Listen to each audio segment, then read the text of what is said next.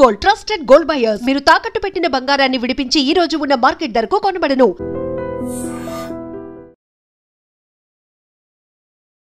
సనాతన ధర్మ పరిరక్షణ బాధ్యత ఎవరిది ప్రభుజీ? ఎవరైతే ధర్మాన్ని అనుసరిస్తున్నారో వాళ్ళందరి బాధ్యత ధర్మాన్ని కాపాడుకోవటం. ధర్మాన్ని ఎలా కాపాడుకుంటామండి? మేము ఏం చేయాలి ధర్మాన్ని కాపాడుకోవటం అని?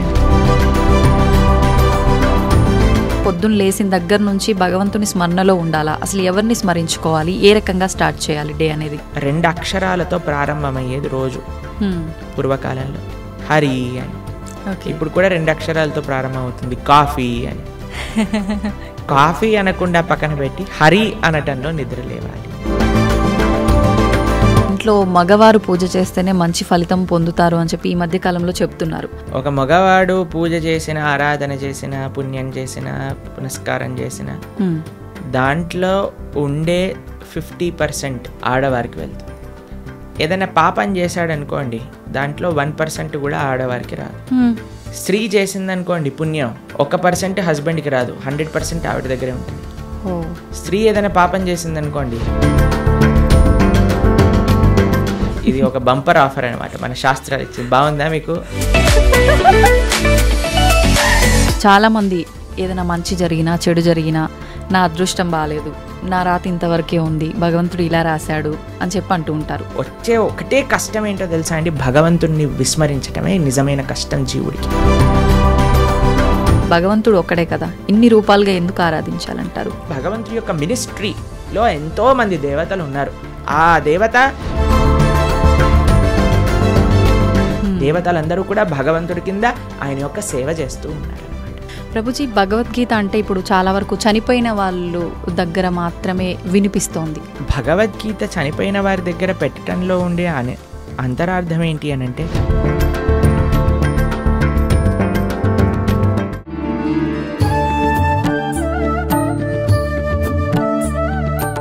నమస్కారం, వెల్కమ్ టు ఐ డ్రీమ్. ధర్మ మార్గం కార్యక్రమానికి స్వాగతం. నేను మీ విజిత. సనాతన ధర్మం అనే పదం ఒకప్పటి కాలంలో ఎలా ఉన్నా ఇప్పుడు మాత్రం చాలా ఎక్కువగా వినిపిస్తోంది. అసలు ఏంటి సనాతన ధర్మం? సనాతన ధర్మం వల్ల మనం ఏం నేర్చుకోవచ్చు?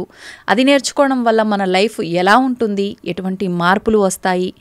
ఇంకొకటి భగవద్గీత అంటే ఎక్కువగా మనం వింటూ ఉంటాం, చనిపోయిన వారి దగ్గర మాత్రమే ఇది ఎక్కువగా ప్లే చేస్తుంటారు అని చెప్పి. నిజంగా భగవద్గీత అంటే ఏంటి? ఇది నిజంగా మరణించిన వారి దగ్గర వినిపించేదా? అసలు ఏంటి దాని ప్రత్యేకత? ఇలాంటి మంచి మంచి విషయాలన్నీ ఇప్పుడు ప్రభుజీతో మాట్లాడి తెలుసుకుందాం. ప్రస్తుతం మనతో పాటు ఉన్నారు. గోవర్ధనికో విలేజ్లోని ఆశ్రమంలో వారి సేవల్ని అందిస్తూ భగవంతుడి యొక్క ధ్యానంలో నిరంతరం కృషి చేస్తూ, నిరంతరం భగవంతుడి ధ్యానంలో ఉంటూ ఎన్నో ప్రాంతాలలో వారి మాటల ద్వారా, వారి ప్రవచనాల ద్వారా అందరికీ అవగాహన కల్పిస్తూ మన సనాతన ధర్మం యొక్క గొప్పతనాన్ని, విలువలని మనందరికీ తెలియజేస్తూ ఉంటారు. వారే ప్రణవానంద ప్రభుజీ గారు. ఇప్పుడు ప్రభుజీతో మాట్లాడి మరిన్ని విషయాలు తెలుసుకుందాం. మంచి మంచి విషయాలు అడిగి తెలుసుకొని మీ అందరికీ తెలియజేస్తాను. హరే కృష్ణ ప్రభుజీ. నమస్కారం అండి. హరే కృష్ణ ప్రభుజీ. ఈ మధ్య కాలంలో, ఒకప్పటి కాలంలో కన్నా ప్రస్తుతం సనాతన ధర్మం అనే మాట ఎక్కువగా వినిపిస్తోంది. నిజంగా ఈ సనాతన ధర్మ పరిరక్షణ బాధ్యత ఎవరిది ప్రభుజీ? మీది, నాది, అందరిది. ఎవరైతే హిందువులు సనాతన ధర్మానికి చెందినవారు అని అనుకుంటున్నామో, ఎందుకంటే ధర్మో రక్షతి రక్షిత అని అన్నారు. మనం ధర్మాన్ని రక్షిస్తే ఆ ధర్మం మనకి రక్షిస్తుంది అని. ఇప్పుడు మీకు ఒక విషయం చెప్తాను. ప్రతి ఒక్కరి బాధ్యత చాలామంది ఏమనుకుంటున్నారంటే అండి, సనాతన ధర్మాన్ని రక్షించే వాళ్ళ బాధ్యత, గురువుల బాధ్యత, ఏదో గుళ్ళో ఉండే పండితుల బాధ్యత, లేదా కొంతమంది ధర్మ ధ్వజం పట్టుకున్న వారి బాధ్యత, మనదేం కాదు అని అనుకుంటున్నారన్నమాట. కానీ అది కాదండి. ఎవరైతే ధర్మాన్ని అనుసరిస్తున్నారో వాళ్ళందరి బాధ్యత ధర్మాన్ని కాపాడుకోవటం. ధర్మాన్ని ఎలా కాపాడుకుంటామండి? మేము ఏం చేయాలి ధర్మాన్ని కాపాడుకోవటం అని అంటే చాలా సింపుల్ విషయం అండి. ధర్మాన్ని ఆచరించటమే ధర్మాన్ని కాపాడుకోవటం అనేది. మనం కానీ ధర్మాన్ని చక్కగా పెద్దల నుంచి తెలుసుకొని, గురువుల దగ్గర నుంచి తెలుసుకొని ఆచరించామనుకోండి, ధర్మం కాపాడబడుతుంది. ఇంకొక విషయం, అన్నిటికంటే ముఖ్యమైన విషయం, ఈ ధర్మాన్ని ఈ ప్రస్తుత సమాజంలో కాపాడాలి అని అంటే, ఒకటి ఆచరించటం, 2 భావితరాలు పిల్లలకి చెప్పటం ఏంటి ధర్మం ఏంటి అని. ఒక ఆయనని మేము అడిగాం, అయ్యా దసరా పండుగ ఏం చేస్తారు అని అంటే, ఏముందండి పులిహోర తింటాము, దసరా స్పెషల్ సినిమా చూస్తాము. అంతే. అంతే. ఇంకా పండగ ఏంటి, అసలు పండగ ఎందుకు జరుపుకుంటారు, ఏం చేయాలి ఆ రోజు, ఏం తెలియదండి. కరెక్ట్. కాబట్టి మనం ఎప్పుడైతే అవి తెలుసుకుంటామో, తెలుసుకొని పిల్లలకి చెప్తాము. మనకి భాగవతంలో ఒకసారి కృష్ణ బలరాములు నంద మహారాజ్ దగ్గరికి వెళ్ళి, నాన్న ఈ ఇంద్ర పూజ చేస్తున్నారు, ఎందుకు చేస్తున్నారు, శాస్త్రంలో ఎక్కడ రాస్తుంది, ఎలా చేయాలి అని అంటే పూర్తి డీటెయిల్స్ చెప్తారు నంద మహారాజ్. చిన్న పిల్లోడు కృష్ణుడు, అప్పుడు అన్నీ నేర్పిస్తారనమాట. అప్పుడు కృష్ణుడు అంటాడు, మనం ఇంద్ర పూజ చేయొద్దు, మనం ఏ దేవత ఆరాధన చేయకూడదు, మనం గోవర్ధనుడి యొక్క పూజ చేయాలి, మనము సాక్షాత్తుగా గోవర్ధనుడు భగవత్ స్వరూపం, ఆయననే ఆశ్రయించాలి అని చెప్తే అందరూ కూడా కృష్ణుడు మాట విని గోవర్ధన పూజ చేస్తారనమాట. కాబట్టి ధర్మాన్ని కాపాడాలి, సనాతన ధర్మము, హైందవ సనాతన ధర్మాన్ని రక్షించాలి అని అంటే మనం ప్రాక్టీస్ చేయటం ఒకటైతే పిల్లలకి నేర్పించటం మరొకటి. ఓకే.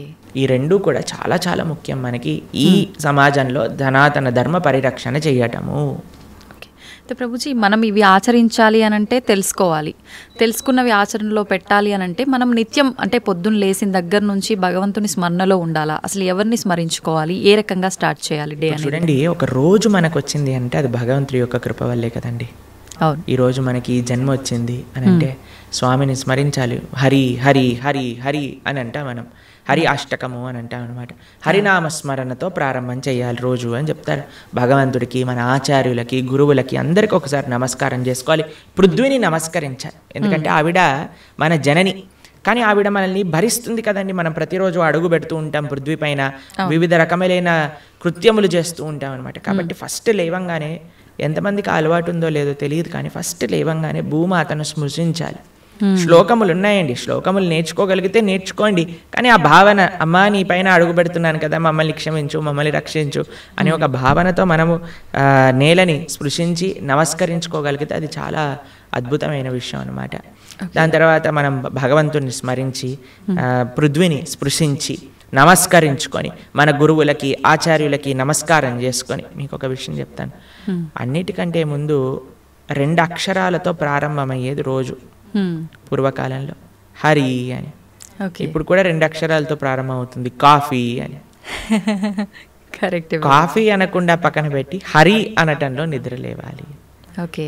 నిద్ర లేచిన వెంటనే స్నానం ఆచరించాలి. మీకు ఆ విషయం తెలుసా అండి?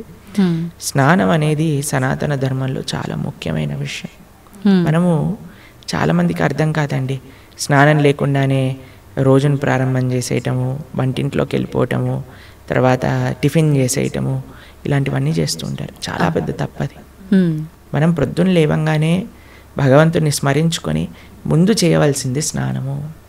స్నానంలో కూడా గంగే చ యమునే చైవ గోదావరి సరస్వతి నర్మదే సింధు కావేరి జలేస్మిన్ సన్నిధిం కురు, అన్ని నదులను కూడా గంగా జలమును, యమునా జలమును మనం స్మరించుకొని స్నానం ఆచరించాలి. మీకు ఇంకొక విషయం చెప్తాను, చాలామందికి తెలియని విషయం. మన ధర్మం మనకి చెప్తుంది, స్నానం ఆచరించేటప్పుడు వస్త్రం లేకుండా స్నానం ఆచరించకూడదు. మనము ఒక బట్ట కట్టుకొని స్నానం చేయాలి. అది ఆ నీటికి, ఆ దేవతకి మనం ఇచ్చే గౌరవం అన్నమాట. కాబట్టి స్నానం ఆచరించేటప్పుడు అపవిత్ర పవిత్రోవ సర్వావస్థాన్ గతోపివ యత్స్మరేత్ పుండరీకాక్షం సబాహ్యాభ్యంతర శుచి పుండరీకాక్ష పుండరీకాక్ష పుండరీకాక్షాయ నమః. శ్రీ విష్ణు శ్రీ విష్ణు శ్రీ విష్ణు భగవన్నామ. ప్రొద్దున లేచినప్పటి నుంచి భగవన్నా, స్నానం ఆచరించేటప్పుడు భగవన్నాం, భగవంతుడి ముందుకెళ్ళి భగవన్నా, రోజంతా భగవన్నాం. ఎంత మనము భగవంతుడి యొక్క నామంతో మనం కనెక్షన్లో ఉన్నామనుకోండి, అంత మనకి స్పిరిచువల్ ఎనర్జీతో మనం రీఛార్జ్ అయిపోతాం అనమాట. మనకు ఆ స్ట్రెంగ్త్ వస్తుంది. మన రోజులో ఉండే ఆ ఒడిదుడుకులు అన్నీ ఉంటాయి కదండి, వాటన్నిటిని ఎదుర్కొనే ఒక శక్తి మనకి భగవన్నామస్మరణతో వస్తుందన్నమాట. కాబట్టి ప్రొద్దున లేచాక హరినామస్మరణ, దాని తర్వాత చక్కగా మనం చేయవలసినది స్నానం, దాని తర్వాత భగవద్ ఆరాధన. ఇవి చేసేసుకున్నాం అనుకోండి, మనం ప్రొద్దున లేవంగానే ఫోన్కి ఛార్జింగ్ పెట్టేస్తాం కదా, అలా మన శరీరం ఛార్జ్ అయిపోతుంది ఇవి చేసేసుకున్న. దాని తర్వాత రోజులో ఉండే మన కార్యక్రమాలన్నీ కూడా మనం చేసుకుంటూ ఉండొచ్చు అనమాట. ఓకే. అయితే ప్రభుజీ, మనం ఆచరించే స్నానం ఎంతో ఇంపార్టెంట్ అని చెప్పి మీరు చెప్పారు. అది ఆచరించడం ఒక ఎత్తు అయితే సమయం కూడా ఇంపార్టెంట్ అని చెప్పి అంటుంటారు కదా ప్రభుజీ, ఏ టైంలో స్నానం ఆచరించాలి అని చెప్పి, అది ఎలా చూసుకోవాలి? మనము మన శాస్త్రాలు చెప్తున్నాయి, బ్రహ్మ ముహూర్తంలో నిద్ర లేవాలి అని. అంటే సూర్యుడు వచ్చే ముందు. ఓకే. ఇప్పుడు మీకు ఒక విషయం చెప్తాను. మీ ఇంటికి ఒక గెస్ట్ వస్తున్నారు అనుకోండి, సరే ఈరోజు మీకు పండగ రోజు మీరు ఏం చేస్తారు? అరే ఈరోజు పండగ, త్వరగా లేవాలి, త్వరగా లేసుకొని కార్యక్రమాలన్నీ చేసుకొని నైవేద్యాలన్నీ తయారు చేసుకొని మనం త్వరగా ఈ పండుగను ముగించుకోవాలి, అమ్మవారి పూజ చేసుకోవాలని మీరు అనుకుంటారు, అవునా కాదా చెప్పండి? లేదా ఒక గెస్ట్ వస్తున్నారు అనుకోండి, సపోజ్ మీ గురువు గారు రేపు మీ ఇంటికి వస్తున్నారు అన్నారు అనుకోండి, మీ గురువు గారు ఇంటికి వచ్చాక బయట నాక్ చేశాక మీరు లేచి స్నానం చేసి రెడీ అవుతారా? లేదా ఆయన వచ్చే ముందే అన్ని సదుపాయాలన్నీ కూడా సక్రమంగా చేసుకొని పెట్టుకుంటారా చెప్పండి? వచ్చే ముందే చేస్తాం, అంతే కదండి. ఎవరైనా గెస్ట్ వచ్చినా, మన ఇంటి గురువులు వచ్చినా ఎవరో ఒకళ్ళు అలా చేసుకుంటాం కదా. సూర్య భగవానుడు ప్రత్యక్షంగా మనకి భగవంతుడి యొక్క స్వరూపం మనకి దర్శనమిస్తున్నారు. ఆయన ప్రతిరోజు ఉదయించే ముందే మనం నిద్ర లేవాలి, దాన్ని బ్రహ్మ ముహూర్తము అని అంటారు. సూర్యోదయం కంటే ముందు మనం నిద్రలేచి మన యొక్క స్నానాది కార్యములన్నీ పూర్తి చేసుకొని మనం రెడీగా ఉండాలి సూర్యుడిని స్వాగతించడానికి. మన యొక్క భగవన్నామ స్మరణ చేసుకుంటూ మనం రెడీ అయిపోతాం అనమాట. అందుకే సంధ్యావందనాది కార్యక్రమములు మనం ప్రొద్దున పూట, మధ్యాహ్నం పూట, సాయంకాలం పూట 3 పూటలు చేస్తాం అనమాట. ఆయన ఎవరికి చేస్తున్నాము అని అంటే సూర్యమండలంలో మధ్యలో ఉన్న భగవంతుడికి మనం చేస్తున్నాము. కానీ ఆయన మనకి భగవంతుడిని దర్శింపజేసే ఒక ప్రత్యక్షమైన క్యారియర్. కాబట్టి మనం ఆయన వచ్చే ముందే మనం నిద్ర లేవాలి, ఆయన రాకముందే మన యొక్క నిత్య కృత్యములన్నీ కూడా పూర్తి చేసుకొని మనము ఆధ్యాత్మిక కార్యక్రమంలో నిమగ్నమై ఉండాలి. మీరు చూడండి, ప్రొద్దున పూట లేవటం అనేది అటు మన ఆరోగ్యరీత్యా, అలానే సామాజిక పరంగా, అలానే మన ఆధ్యాత్మికంగా, శారీరకంగా, అన్ని మానసికంగా అన్ని విషయములలో మనకి మంచి చేస్తుంది. అందుకే early to bed and early to rice keeps a man healthy, wealthy and wise అని అన్నారు. కాబట్టి ప్రొద్దున పూట బ్రహ్మ ముహూర్తంలో నిద్ర లేచి స్నానం ఆచరించవలే. ఇది ప్రతి సనాతన ధర్మానికి సంబంధించిన వారు తప్పక ఆచరించాల్సిన ఒక పద్ధతి. ఓకే, అయితే ప్రభుజీ మనం మాట్లాడుకున్న దాంట్లో ఇంకొకటి భగవంతుడి ఆరాధన. చాలా వరకు అంటే ఇంట్లో మగవారు పూజ చేస్తేనే మంచి ఫలితం పొందుతారు అని చెప్పి ఈ మధ్య కాలంలో చెప్తున్నారు. కానీ ఎక్కువగా ఆడవాళ్ళే పూజ చేస్తుంటారు. అసలు నిజంగా ఆడవాళ్ళే పూజ చేయాలా, మగవారు చేయొచ్చా? అసలు మగవారు చేయాల్సిన కార్యక్రమాలు ఏంటి ఆధ్యాత్మిక? ఎవరెవరు ఉద్ధరింపబడాలి అని అనుకుంటారో, ఎవరెవరికి భగవంతు అనుగ్రహం కావాలనుకుంటున్నారో వాళ్ళు చేయాలండి. మీకు ఒక విషయం చెప్తాను. ఒక మగవాడు పూజ చేసిన, ఆరాధన చేసిన, పుణ్యం చేసిన, పునస్కారం చేసిన దాంట్లో ఉండే 50% ఆడవారికి వెళ్తుంది. ఓకే, ఎంత? 50%. ఏదైనా పాపం చేశాడనుకోండి, దాంట్లో 1% కూడా ఆడవారికి రాదు. అదేలా ప్రభుజీ? మరి పుణ్యం అయితే పుణ్యం 50% వెళ్తుంది, పాపంలో వెళ్ళదు. ఓకే. స్త్రీ చేసిందనుకోండి పుణ్యం 1% హస్బెండ్కి రాదు, 100% ఆవిడ దగ్గరే ఉంటుంది. స్త్రీ ఏదైనా పాపం చేసిందనుకోండి, దాంట్లో 50% హస్బెండ్కి వెళ్తుంది. ఇది ఒక బంపర్ ఆఫర్ అనమాట, మన శాస్త్రాలు ఇచ్చింది. బాగుందా మీకు? బాగా అనిపిస్తున్నట్టుంది మీకు. శిల్ ప్రభుపాదుల వారు ఒక దగ్గర ప్రస్తావన చేస్తారు, everybody has to fly their own plane అంటారు. మనకి అంబరీష మహారాజు గారి వృత్తాంతంలో వస్తుంది.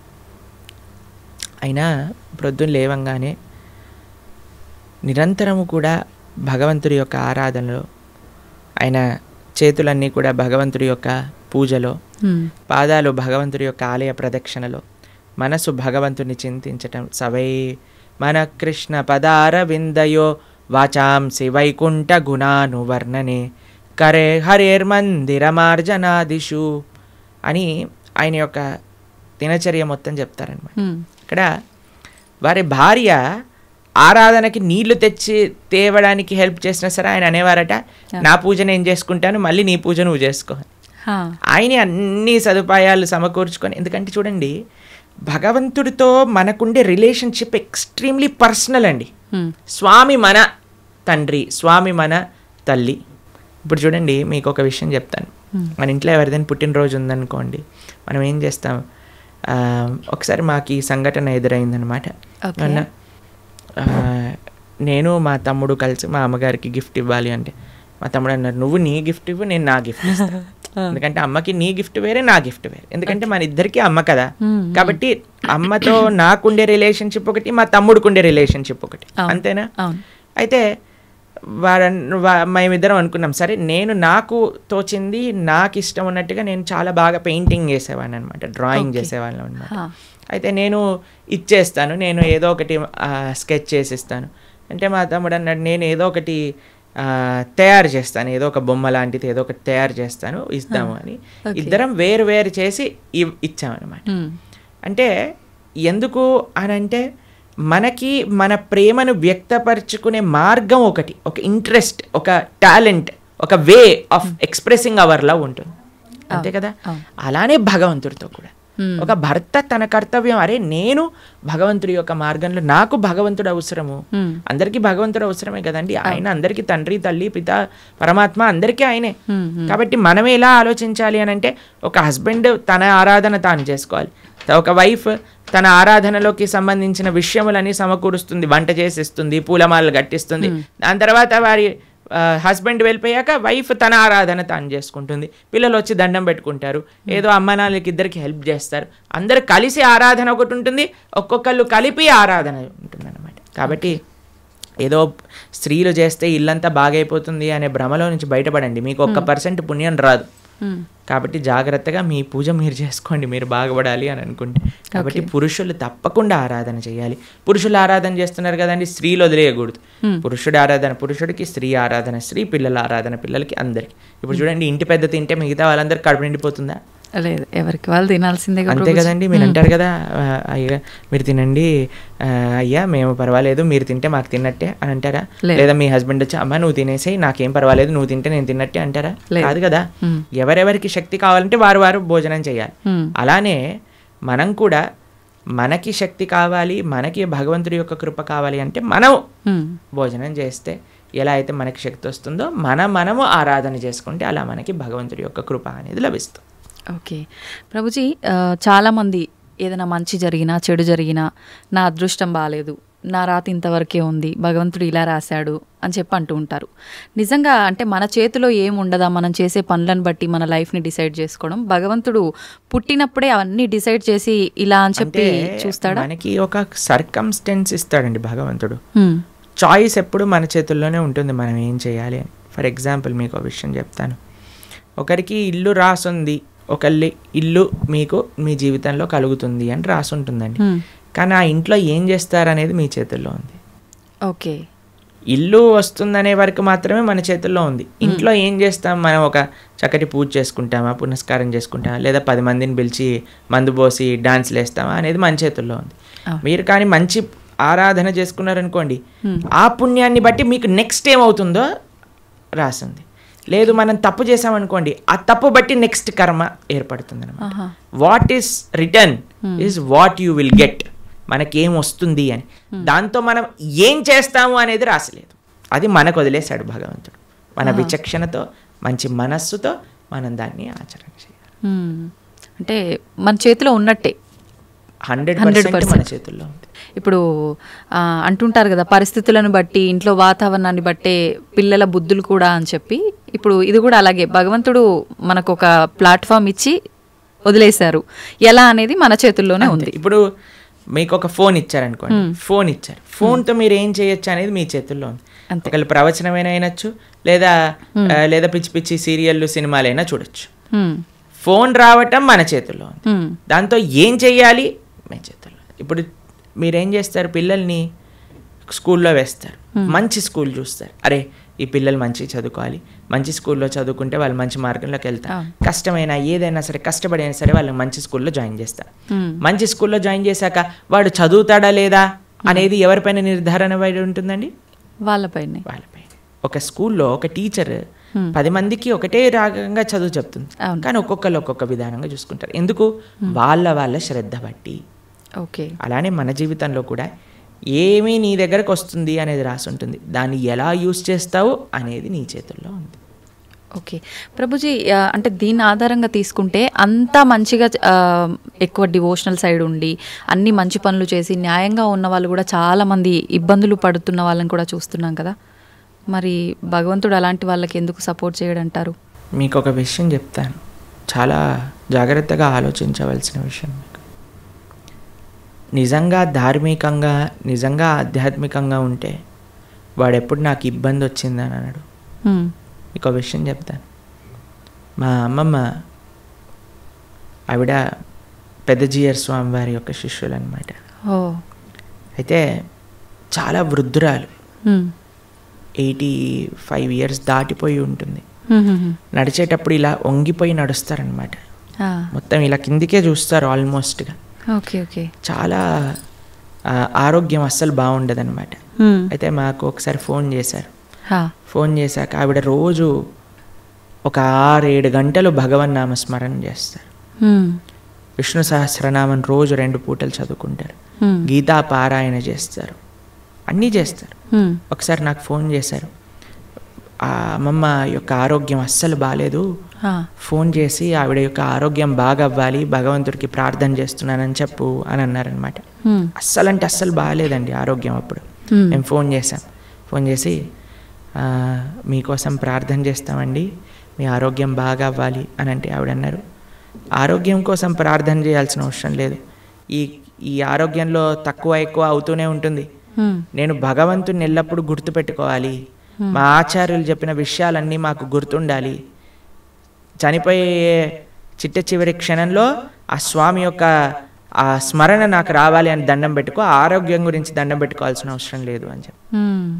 నిజంగా ధార్మికమైన చింతన ఎవరికైనా ఉందనుకోండి, వారు ఎప్పుడూ కూడా నాకు వచ్చే కష్టం అని అనుకోరండి. వచ్చే ఒకటే కష్టం ఏంటో తెలుసా అండి, భగవంతుణ్ణి విస్మరించటమే నిజమైన కష్టం జీవుడికి. అది లేనప్పుడు ఏ కష్టంలోనైనా సరే భగవంతుడు కుంతిమారని ఏమంటుందో తెలుసా అండి, అయ్యా నాకు ఇంకా కష్టాలు ఇవ్వు కృష్ణ అంటుంది. ఎందుకో తెలుసా, కష్టాలు ఇచ్చినప్పుడు నిన్ను గుర్తొస్తున్నారు, మాకు సుఖాలు వచ్చాయనుకో నిన్ను మర్చిపోతాం. కాబట్టి ధార్మిక చింతన ఉన్న ఏ వ్యక్తి కూడా కష్టం వచ్చింది అని అనుకోడు, ప్రతి ఒక్కటి భగవత్ ప్రసాదంగా స్వీకరిస్తారు. ఓకే, అది ముఖ్యమండి. మాకు ఎంతోమంది, మీకు ఒక విషయం చెప్తాను. శ్రీల కదంబకానన స్వామి అని మా ఇస్కాన్లో ఒక స్వామీజీ ఉంటారనమాట. ఆయనకి 4th stage క్యాన్సర్. ఈరోజు టెస్ట్కి వెళ్ళారు, తెలిసిపోయింది, రేపు అడ్మిట్ అవ్వాలి డాక్టర్ అని చెప్పారు. మీరు ట్రీట్మెంట్లో ఉన్నారనుకోండి, 1 year మీరు హాస్పిటల్లో ఉండండి, మేము మీకు ట్రీట్మెంట్ చేస్తాం, ఒక 2-3 సంవత్సరాలు బ్రతుకుతారు మీరు అన్నారు. ఆయన అన్నారు, భగవంతుడు ఇచ్చిన జన్మ నాకు, దీన్ని భగవంతుడి యొక్క సేవలో వినియోగించుకోవాలి, 2-3 సంవత్సరాలు ఎక్స్ట్రా బ్రతకడం వల్ల ఏం చేసేది లేదు, కాబట్టి నేను బృందావనానికి వెళ్ళిపోతాను అని అన్నీ వదిలేసి బృందావనానికి వచ్చేసారు. సంవత్సరం పాటు అక్కడ పూర్తిగా తెలుసు ఆయనకు, ఒక్కొక్క రోజులో నా రోజు అయిపోతుంది, ఇంకా డాక్టర్స్ చెప్తున్నారు ఇంకా 10 రోజులు, ఇంకా 2 రోజులు, ఇంకొక రోజు మాత్రమే. బిందాస్గా కూర్చొని చేర్పైన వాళ్ళ శిష్యులందరికీ కూడా ఉపదేశం చేసి, కీర్తన చేస్తూ, భగవన్ నామస్మరణ చేస్తూ, విగ్రహాలు ముందే పెట్టుకొని రోజు ఆరాధన చేస్తూ, చివరి రోజు కూడా నవ్వుతూ బ్రహ్మాండంగా ఆనందంగా ఆ మృత్యు యొక్క ఒడిలోకి, అంటే భగవద్భక్తులకు మృత్యు రాదండి, శ్రీకృష్ణ పరమాత్మ డైరెక్ట్గా వస్తారనమాట. కాబట్టి కష్టం ఏమి కష్టం కాదండి ఈ ప్రపంచంలో. కష్టం వచ్చినా సరే అది మనం పూర్వజన్మ చేసుకున్న ఫలము. ఇప్పుడు మీరు ఆయన మంచోడు అని అంటున్నారు అంటే, లేదా మంచి చేస్తున్నారు అనుకుంటున్నారు, ఇంతకు ముందు ఏం చేశామో మీరు చూసారా? లేదు. మనం ఇంతకు ముందు జన్మలో ఏం చేసుకున్నామో మనకు తెలియదు కదా. కాబట్టి కష్టం వస్తుంది అని అంటే అకారణంగా కష్టం ఎందుకు ఇస్తాడండి? భగవంతుడికి ఏం పని లేదా? ఆయన ఇక్కడ ఉన్నారు కదా హైదరాబాద్లో మూసాపేటలో, ఆయన కష్టం ఇవ్వండి కొద్దిగా చూద్దాం ఎలా బాధపడతాడో అని ఆయన ఏమన్నా పైన వైకుంఠం నుంచి ఆ పని చేస్తున్నారో చెప్పండి? లేదు. ఆయన ఎందుకు అంటాడండి ఎవరికైనా కష్టం తెప్పించాలి అని భగవంతుడు ఎందుకు అనుకుంటాడు చెప్పండి? ఇప్పుడు మీరు చూడండి, చిన్నపిల్లలు ఇప్పుడు నేను బాగా అల్లరి చేశారనుకోండి, రూమ్లో వేసేస్తారు, వేసేసి లాక్ పెట్టేస్తారు, లాక్ పెట్టేసి ఏడుస్తారనమాట పిల్లలందరూ. చాలా అమ్మాయి ఏమన్నా కావాల్సుకొని, అరే మా పిల్లవాడు బాగా ఏడుస్తున్నాడు అని ఆనందపడుతుందా అండి? ఎందుకు వేసింది రూమ్లో? తెలుసుకోవాలని, అల్లరి మానేయాలి, మంచిగా ఉండాలి బుద్ధిగా కదండి. అమ్మ ఒక కొట్టినా, ఒక మాట అన్నదా, తిట్టినా, రూమ్లో వేసినా, దేనికైనా సరే ఒక పనిష్మెంట్ ఎందుకు వస్తుంది? ఎందుకంటే మారి మంచి విషయములు తెలుసుకొని ముందుకెళ్తారేమో. భగవంతుడు కూడా మనకి ఏదన్నా ఇచ్చాడు అని అంటే, ఒక కష్టం ఇచ్చాడు అని అంటే, ఆ కష్టం నుంచి ఏం నేర్చుకోవాలి? Failures are stepping stones for success అని అంటారు. ఒక నష్టం జరిగినా, ఒక ఏదైనా సరే, అరే మనం ఇంకా ఇంకా ఇంకా భగవన్ నామస్మరణ ఎలా చేసుకోవాలి, భగవంతుడికి దగ్గరికి ఎలా అవ్వాలి. ఇప్పుడు మీకు ఒక విషయం చెప్తానండి. బృందావనంలో లాస్ట్ ఇయర్ మేము ఆ వీడియో చూస్తున్నాం అనమాట. యమునా నది మొత్తం పొంగిపోయి బృందావనం మొత్తం కూడా మునిగిపోయిందనమాట. అందరు షాపులలోకి, ఇంట్లలోకి, అన్నిట్లోకి నీళ్ళు వచ్చేసాయి మొత్తం కూడా. అయితే ఇంటర్వ్యూ చేసే వాళ్ళు వెళ్తున్నారనమాట. వెళ్తూ టీవీ ఛానల్లో వాళ్ళు, ఏమనిపిస్తుందండి మీకు, ఏమనిపిస్తుందండి అంటే, ఓ బహుత్ మజా ఆ రహా హై, యమునా మహారాణి హమారే ఘర్ మే ఆ గయి హై అని ఆరతులు ఇస్తున్నారనమాట. వాళ్ళకి ఏమనిపించట్లేదు, వాళ్ళ సామాన్లు కొట్టుకుపోయాయి, వాళ్ళ షాప్ పాడైపోయిందని. యమునా మహారాణి హమారే ఘర్ పధార్ రహీ హై, యమునా మహారాణి హమారే షాప్ మే ఆ గయి హై, అందరు కీర్తన పెట్టుకొని డాన్స్ వేస్తున్నారు అనమాట. చూడండి, అదే మన ఇంట్లో నీళ్ళు వచ్చాయనుకోండి, హే ఈ గవర్నమెంట్ గలీజ్ది, ఇది ఇట్లా అయిపోయింది, అది అలా అయిపోయింది అని మనం ఏడుస్తూ ఉంటాం. చూసే విధానం అండి జీవితంలో. ఒకటి కష్టం వచ్చినా నష్టం వచ్చినా భగవత్ ప్రసాదంగా ఉన్నాం అనుకోండి, ఏం పెద్ద కష్టం లేదు. కానీ పరమాత్మ ఎవరికి కష్టం ఇవ్వాలి అని అనుకోరు. మన యొక్క పూర్వజన్మ ఫలితం మనకు ఒక విధంగా వచ్చింది అనుకోండి, దాన్ని స్వీకరించాలి. తండ్రి ఐ యాక్సెప్ట్ అని ముందుకెళ్ళాలి. ఓకే ప్రభుజీ, ఇప్పుడు మీరు చెప్పినట్టుగా అమ్మమ్మ గారి విషయం అయితే కానీ, గురువు గారి విషయం ఒకటి చెప్పారు, అదైతే ఏంటి, ఇప్పుడు యమునా నది గురించి చెప్పింది. ఇంత ప్రశాంతంగా కష్టం వచ్చినా ఇది కష్టం కాదు, అది కూడా భగవంతుడి కృపే, ఆయన అనుగ్రహమే అని చెప్పి దాన్ని సుఖంగా భావించాలి అని అంటే నిజంగా అసలు అంత ఈజీగా ఎలా సాధ్యపడుతుంది? ఈ కుటుంబ జీవనంలో ఉన్న వాళ్ళకి ఇదంతా ఎంత ఆధ్యాత్మికంగా ఉన్నా సాధ్యపడుతుంది అంటారా? చెప్పిన వాళ్ళందరూ కుటుంబ జీవితం ఉన్నారు, కానీ ఎక్కడో కొంతమంది, అందరికీ అలా సాధ్యపడాలంటే చాలా ఈజీ అండి. భగవంతుడి పైన నమ్మకం ఉండాలి, అంతే, ఇంకేం అవసరం లేదు. ఇప్పుడు మీకు ఒక విషయం చెప్తానండి. మీ డాటర్స్ ఉన్నారు, మీ డాటర్స్కి మా అమ్మ నాన్న నాకు చేసింది మంచి అని అనుకుంటే మీరు ఏమన్నా సరే వాళ్ళు యాక్సెప్ట్ చేస్తారు, మీ మాట వింటారు. వాళ్ళు అనుకున్నారనుకోండి, మా అమ్మకి ఏం తెలుసు నా గురించి, నాకు బాగా తెలుసు, నాకు ఏది మంచో ఏది చెడు అని అంటే మీరు ఏమంటారండి మీ పిల్లల్ని చూసి? అరే ఇంత చిన్న పిల్లలు రా, మీకేం తెలుసు మంచి చెడు అంటే ఏంటో, అదే అనుకుంటాం కదా. కాబట్టి మనకి ఎలా తెలుస్తుందండి మంచి అంటే చెడు అంటే ఏంటి అని? అరే భగవంతుడి పైన, అరే భగవంతుడికి తెలియదు ఉంటుందా చెప్పండి? లేదు. స్వామి మనల్ని సృష్టించిన వ్యక్తి, ఆయనకి తెలియదా అండి మనకి మంచి ఏది చెడేది అని? ఆయన పైన నమ్మకం ఉండాలి అంతే. స్వామి మారోబి రాకోబి, నువ్వేం చేసినా నాకు మంచి చేస్తావు, నమస్కారం అనండి, అంతే. ఇంకా ఏం జరిగినా సరే మనం దాన్ని తీసుకోగలము. ఆ భక్తి, ఆ శరణాగతి భగవంతుడి పైన ఉండాలంతే.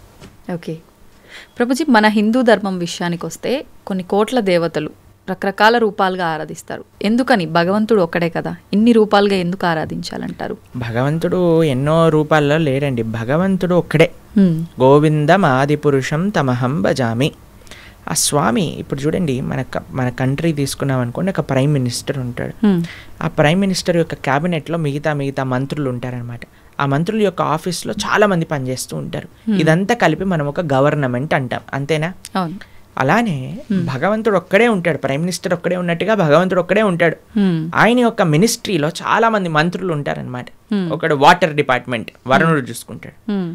తర్వాత హోమ్ మినిస్ట్రీ ఇంద్రుడు చూసుకుంటాడు.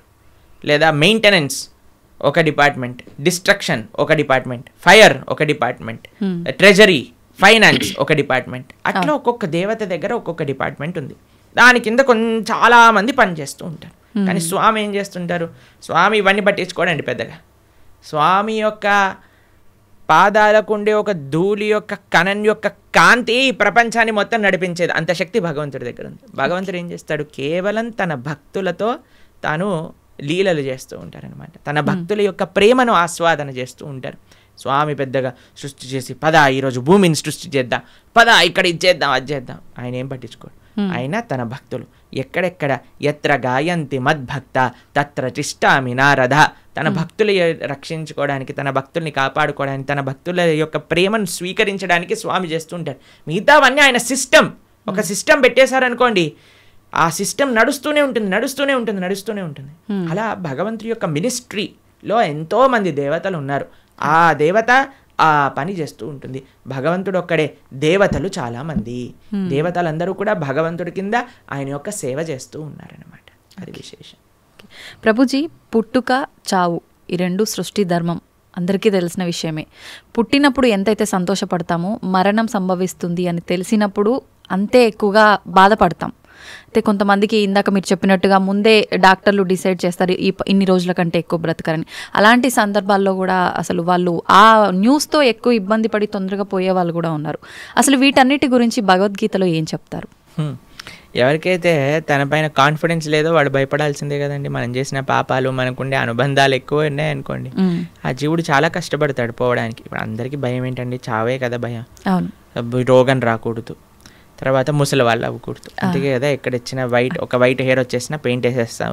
దాని తర్వాత మిగతా అన్ని మేకప్ డిపార్ట్మెంట్లు ఇవన్నీ ఎందుకు ఇంత ఫ్లరిష్ అవుతున్నాయంటే జనాలకి ఒకటే ముసలితనం వద్దు, రోగం వద్దు, చావద్దు. ఈ మూడింటిని తప్పించుకోలేము. ఇదే జీవితం అంటే. ఎంత మనం కవర్ వేసినా, ఎంత మనం ఏది చేసినా సరే మన యొక్క ఆ వయస్సు ముందుకు వెళ్ళిపోతూనే ఉంటుందండి. మనకి రోగగ్రస్తుని అవ్వాల్సిందే. కోటీశ్వరుడికి కరోనా రాదు, లేదండి మేము జస్ట్ మిడిల్ క్లాస్కి వస్తామంటుందా? అది ఎవరికైనా వస్తుంది. కంపల్సరీ బాధపడాల్సిందే. అందుకే ఈ ప్రపంచం అంటారు, ఈ ప్రపంచంలో అన్నిటినీ అడ్జస్ట్ చేయడానికి చూడకు అని అంటారు. జన్మ మృత్యు జరా వ్యాధి దుఃఖ దోషాను దర్శనం. ఈ దుఃఖములు అనేవి ప్రతి ఒక్కరికి ఈ ప్రపంచంలో ఉంటాయి. మనం ఆలోచించవలసింది ఏంటి అని అంటే, అరే ఈ దుఃఖాలే రాకుండా దీన్ని ఆపాలని ప్రయత్నం చేయక ఇది వస్తూనే ఉంటాయి, కానీ దీనికి పర్మనెంట్ సొల్యూషన్ ఏమిటి? ఇప్పుడు మీకు ఒక విషయం చెప్తాను. కొన్నిసార్లు శరీరం పైన పుండ్లు వస్తాయి, బాయిల్స్ అని అంటారు. వాటికి ఒక టెంపరీ ట్రీట్మెంట్ ఏంటి? డాక్టర్ దగ్గరికి వెళ్ళాను అనుకోండి, అది కట్ చేసేస్తారు. ఆ ప్రదేశంలో ఇలా ఒక ఆయింట్మెంట్ రాసేసి కట్టేసేస్తారు అనమాట. ఇక్కడ పోతుంది, ఇక్కడ వస్తుంది, ఇక్కడ పోతుంది, ఇక్కడ వస్తుంది, ఇక్కడ పోతుంది, ఇక్కడ వస్తుంది, ఇక్కడ పోతుంది, ఇక్కడ వస్తుంది. అది ప్రతిసారి వచ్చినప్పుడల్లా కట్ చేసేసుకొని ఆయింట్మెంట్ రాసేసుకొని పూసేసుకోవటం ఇదొకటి. లేదు ఇంకొద్దిగా డీప్గా వెళ్ళామనుకోండి, అసలు ఎందుకు ఇది వస్తుంది ఇన్ఫెక్షన్ అని అంటే బ్లడ్లో ఇంప్యూరిటీస్ ఉన్నాయి. సరే let me cleanse my blood, ఆ రక్తాన్ని క్లెన్స్ చేద్దాం అని ఆ క్లెన్జింగ్ ప్రాసెస్తో ఉన్నారనుకోండి, పర్మనెంట్గా అసలు బాయిల్సే రావు కదా. అవును. మనం ఏం చేస్తున్నాం? మరమ్మత్తు చేస్తున్నాం, చిన్న చిన్న మరమ్మతులు చేస్తున్నాం అనమాట. పుండిని ఊదుతున్నాం మనం. అరే పుండే రాకుండా చూసుకో అని ఆధ్యాత్మిక మార్గం చెప్తుంది. కాబట్టి మనం ఏం చేయాలి? ఆ బ్రహ్మభువనాలోక పునర్ ఆవృత్తినో అర్జున మాముపేత్యతు కౌంతయ్య పునర్జన్మ నవిద్యతే. భగవంతుణ్ణి ఆశ్రయించాలి. భగవంతుణ్ణి చేరుకున్న వాడికి ఎప్పుడు మళ్ళీ ఇలాంటి కష్టములు రావు. అందుకే జన్మ మృత్యు ఇవన్నీ కృష్ణుడు భగవద్గీతలు చెప్పారు. పుట్టిన ప్రతివాడు చావక తప్పదు, చచ్చిన ప్రతివాడు పుట్టక తప్పదు. ఎప్పటి వరకు? భగవంతుడి దగ్గరికి వెళ్ళనంత వరకు. అందుకే మన మానవ జన్మ యొక్క ప్రయోజనం ఏంటి అంటే స్వామి దగ్గరికి వెళ్ళి స్వామి యొక్క సేవ చేయటము. ఓకే ప్రభుజీ, భగవద్గీత అంటే ఇప్పుడు చాలా వరకు చనిపోయిన వాళ్ళు దగ్గర మాత్రమే వినిపిస్తోంది. అసలు ఏంటి నిజంగా భగవద్గీత అనేది ఆ సమయంలో మాత్రమే ఉపయోగించుకోవాల్సిన ఒక అంశం అంటారా? భగవద్గీత చనిపోయిన వారి దగ్గర పెట్టడంలో ఉండే అంతరార్థం ఏంటి అని అంటే, వీడు ఎలానో గీత నేర్చుకోకుండా వెళ్ళిపోయాడు, కనీసం మీరైనా మారండ్రా అని చెప్పే ఒక విషయం అనమాట. మీరు చూడండి, చనిపోయిన వాళ్ళ దగ్గర గరుడ పురాణాన్ని వినిపిస్తారు. తెలుసా మీకు ఎప్పుడైనా? గరుడ పురాణాన్ని పారాయణ చేయిస్తారనమాట ఎవరైనా చనిపోయారనుకోండి. గరుడ పురాణంలో ఏముంటుందో తెలుసా? నరకాలు ఎలాంటివి, ఎవరెవరు ఏ ఏ నరకానికి వెళ్తారు, ఏ ఏ తప్పులు చేయటం వల్ల ఆ నరకంలో ఏ ఏ శిక్షలు అనుభవించవలసి వస్తుంది అనేవన్నీ కూడా గరుడ పురాణంలో చెప్పున్నారనమాట. ఎందుకు చెప్తారు చనిపోయిన వాళ్ళ దగ్గర అంటే, మిగతా వాళ్ళైనా కనీసం ఇప్పుడు చూడండి, ఎక్కడికి రాకపోయినా వచ్చినా సరే చనిపోయారు అనేసరికి మొత్తం ఇంటిల్లిపాది ఒక దగ్గరకు వస్తుంది. అప్పుడు వచ్చినప్పుడు ఎప్పుడైతే వాళ్ళు ఈ విషయాలు వింటారో వాళ్ళ జీవితంలో పరాకుగా ఉంటారు అని అర్థం. ఓకే, కనీసం ఆ ఎక్స్పెక్టేషన్స్ అంటారు.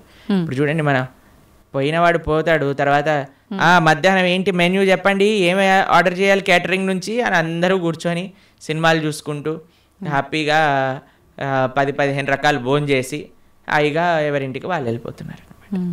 చనిపోయిన వాళ్ళ దగ్గర గీత చెప్పటంలో అంతరార్థం ఏంటి అని అంటే, వాడు పోయాడు, కనీసం నీ జీవితమైనా చక్క పెట్టుకో అని. ఓకే, కానీ చనిపోయినప్పుడు వినవలసింది కాదండి గీత. ఇప్పుడు మన గీత చదువుకుంటే మన రాత బాగుపడుతుంది, అందుకోసం గీత చదవమని చెప్తారనమాట. ఓకే, అది విశేషం. ప్రభుజీ, ఆలయాల విషయానికి వస్తే ప్రతి ఆలయంలో కూడా గంటలు ముఖ్యంగా మనకు కనిపిస్తూ ఉంటాయి. ఏంటి ప్రభుజీ గంటలకి ఆలయానికి ఉన్న సంబంధం? భగవంతుడి యొక్క నివేదన చేసేటప్పుడు గంటను మ్రోగించవలే అని ప్రతి దాంట్లో మనకు గంట ఉపయోగించరండి. కొన్ని కైంకర్యములు ఉంటాయి భగవంతుడికి. స్వామి యొక్క అభిషేకం చేసినప్పుడు అన్ని వాద్యములు కూడా గంటలో ఉంటాయి, గంట స్వరూపంలో ఉంటాయి అని అంటారనమాట. కాబట్టి ఆ గంటని భగవంతుడి యొక్క నైవేద్యములలో వాడుతుంటారు. స్వామికి నివేదన చేసేటప్పుడు గంటలు మోగుతూ ఉంటాయి. మీరు తిరుమల వెళ్ళారనుకోండి, టంగ్ టంగ్ టంగ్ టంగ్ అని మోగుతూ ఉంటాయి గంటలు, నైవేద్య గంటలు అనమాట. మీకు కృష్ణుడు ఒకసారి బృందావనంలో దొంగతనం చేయడానికి వెళ్ళారనమాట. అప్పుడు ఒక గోపిక ఏం చేసిందంటే అన్నీ ఉట్టి కట్టేసింది, వెన్న మొత్తం కూడా కృష్ణుడికి అందకూడదని.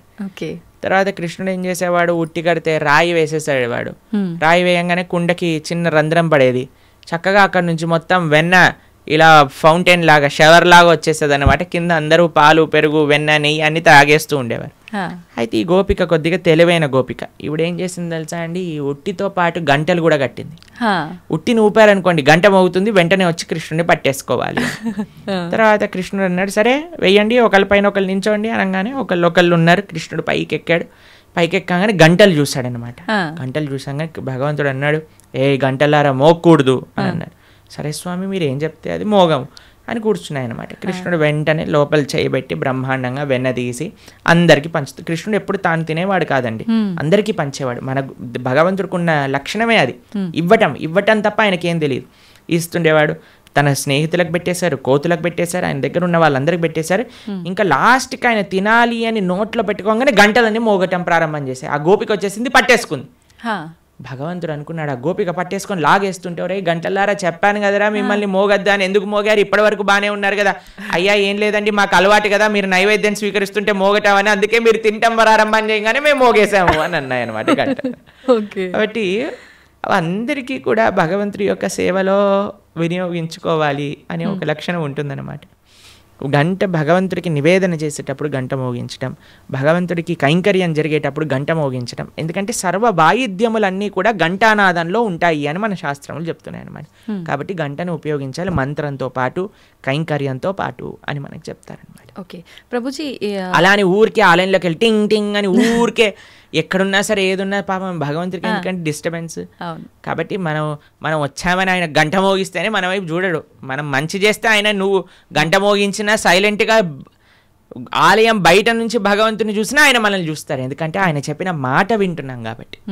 ఏం మాట వినకుండా టంగ్ టంగ్ సినిమాలలో వచ్చినట్టుగా రక్తం గారేటట్టుగా గంటలు కొట్టి మనం కింద బేవోష్ అయిపోవాల్సిన అవసరం ఏం లేదు. భగవంతుడి యొక్క అటెన్షన్ కావాలి అనుకుంటే మనం స్వామి యొక్క మాటలు, గీత, భాగవత, రామాయణాదులు మనం విని మనం దాని జీవితంలో ఆచరిస్తున్నాము అని అంటే స్వామి వెయిట్ చేస్తూ ఉంటారు. శ్రీల భక్తి సిద్ధాంత సరస్వతి ఠాకూర్ అని మా ఆచార్యులు ఆయన చెప్తారనమాట, don't try to see Krishna, serve Krishna in such a way that Krishna would want to see you అని అంటారు. ఆయన ఏమంటారంటే దేవుణ్ణి చూడాలి అని పరితపించకు, భగవంతుడి యొక్క సేవ ఎలా చెయ్యి అని అంటే భగవంతుడే నిన్ను చూడాలి అని అనుకోవాలి, అట్లా సేవ చేయటం నేర్చుకో అని అంటారనమాట వారు.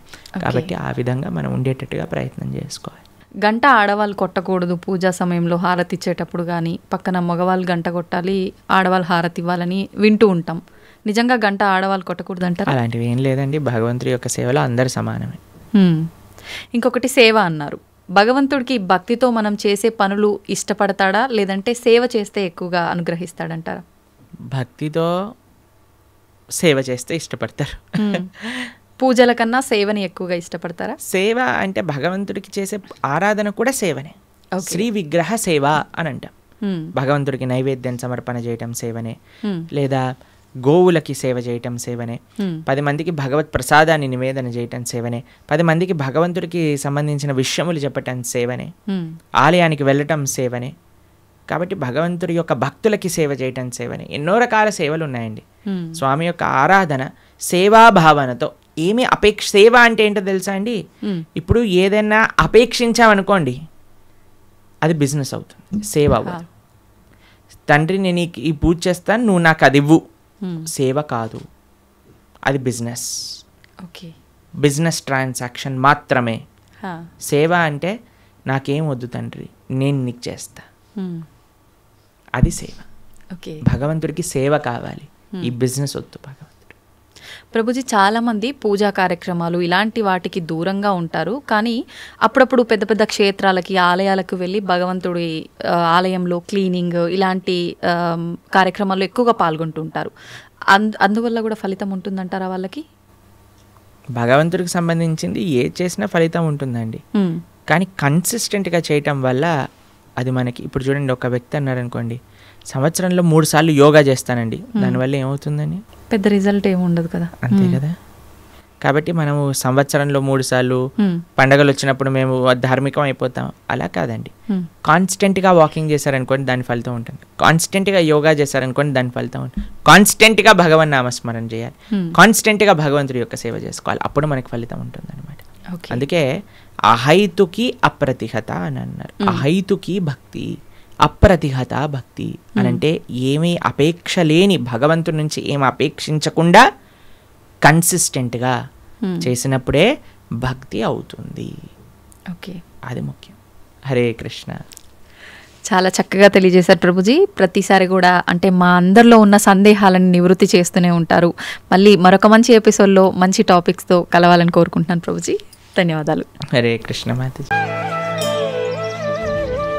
తవ్వండి, తవ్వుతూనే శివలింగం సరే దాన్ని అట్లా కప్పేసేయండి, చూపించదండి. Krishna is there. మూర్తి పూజ కాదు, సాక్షాత్ బ్రజేంద్ర నందన భగవాన్ ఉన్నారు మూర్తిలో. ఏమీ ఆశించకుండా ఆరాధించే వాళ్ళు కూడా ఉన్నారా ప్రభుజీ? నిజమైన భక్తి అంటే మనకు తెలియదు కాబట్టి